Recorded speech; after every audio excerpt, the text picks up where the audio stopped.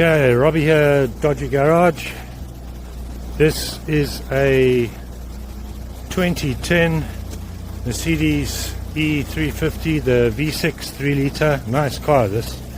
The estate, and customer says that the engine management light is on, and the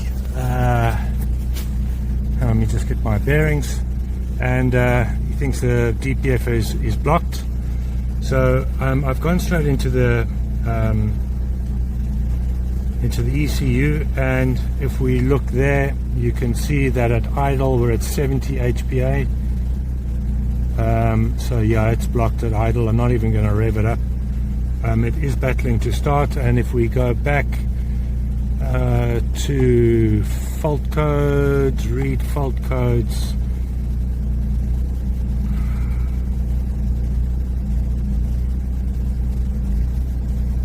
okay, and then their component M55 intact port shut-off actuator motor is faulty. That's not for me today. Mine is the diesel particulate filter too high, and soot content of the diesel particulate filter is too high. So that's what I'm interested in today, and I will tell the customer about intake port shut-off actuator motor. But for now, we've got to get on with cleaning the DPF. Okay, then we go around here, and what I'm busy doing is the pressure sensor is this guy here, and I'm going to remove just the side of the airbox here, just to make getting into that pressure sensor pipe down there more accessible. Then I'm going to start up the motor and use a manometer, have a look and see what the manometer says in relation to the pressure sensor, and by doing so that I'm checking that the pressure sensor is working properly. Okay, millibars with the car idling.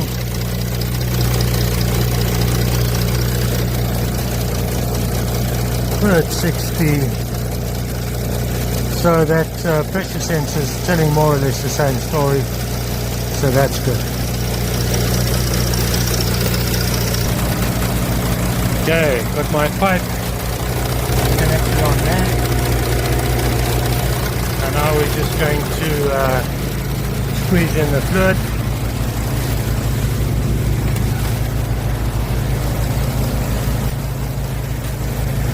And there we go.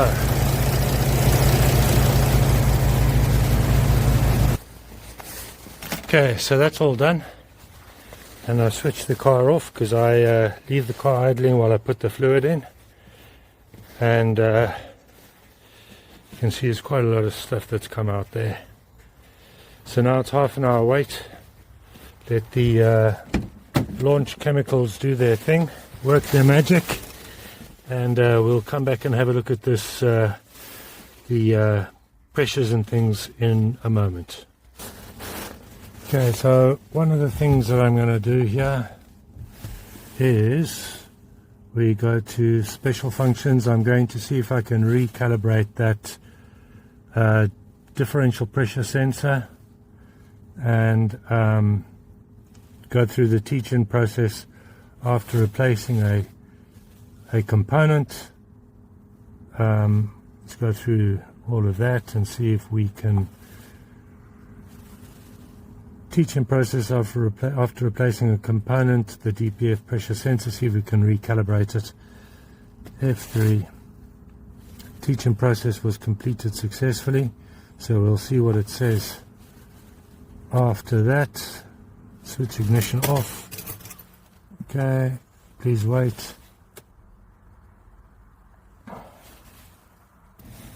Okay, and after resetting the pressure sensor, you can see at engine off, we're still at 4 millibars, so that's going to have to be addressed. I think a new DPF pressure sensor is in order there.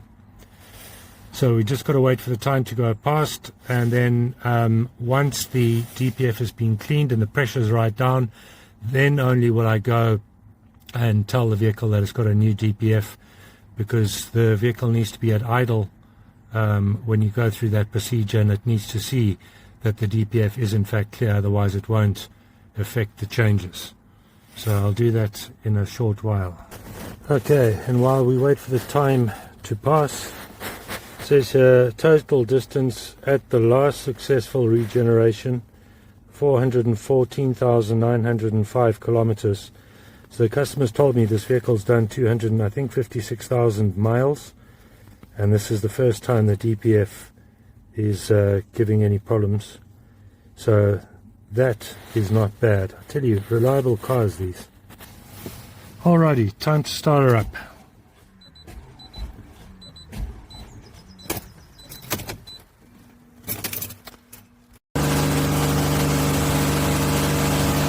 Okay, so where we are at the moment, 75. Temperatures there are busy rising. 74. Engine speed 29.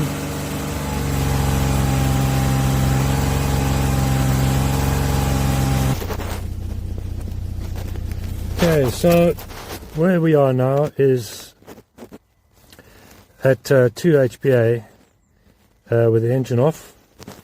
And when we start it up at idle, 16-ish, and at 3,000 revs,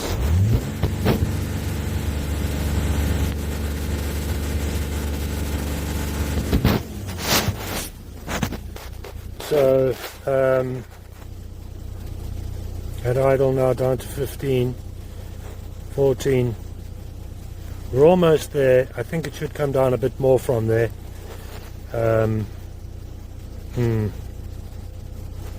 Anyway, customer has been advised for a new pressure sensor. We're almost there. I do believe it'll come down a bit more.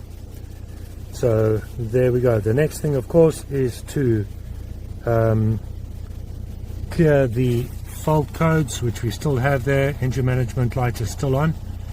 And I've just got to go through the process now of telling the car it's got a new DPF, which we do. We go back, we go to special functions,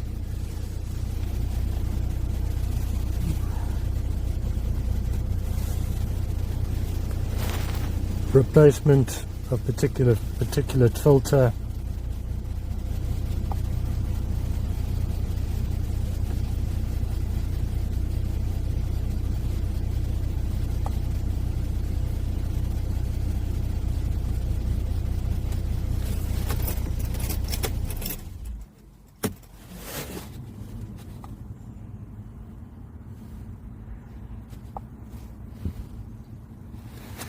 okay, so there we have it. Teach-in process was completed successfully, so that should all be good.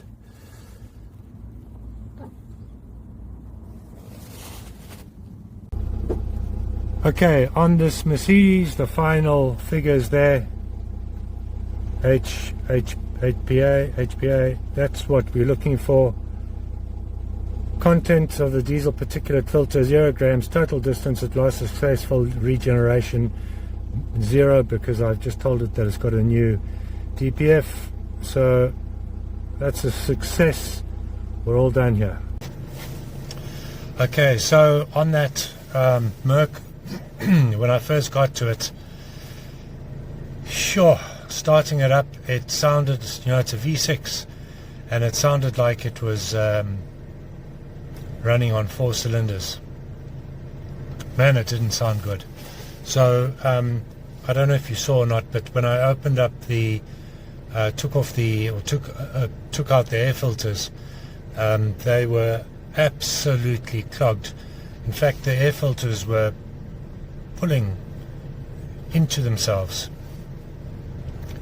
And when the customer saw that, he thought it would be a good idea to go and get some new ones. So he did do that. He went and got new air filters, and while he was at the shop, he asked them if they had a new DPF pressure sensor, and they did. So he brought the parts back.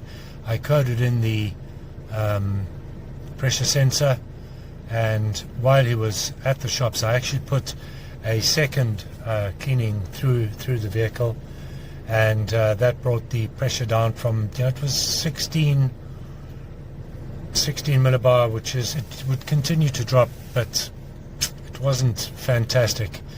And then with the second cleaning, it obviously brought it down to 7-8 millibars of pressure. And I have no doubt that that car will now drive much better. It was sounding much better. It could actually breathe, with the new air filters and the DPF being cleared. It sounded fantastic. So that was another job well done. Good cleaning for the day. See you in the next one.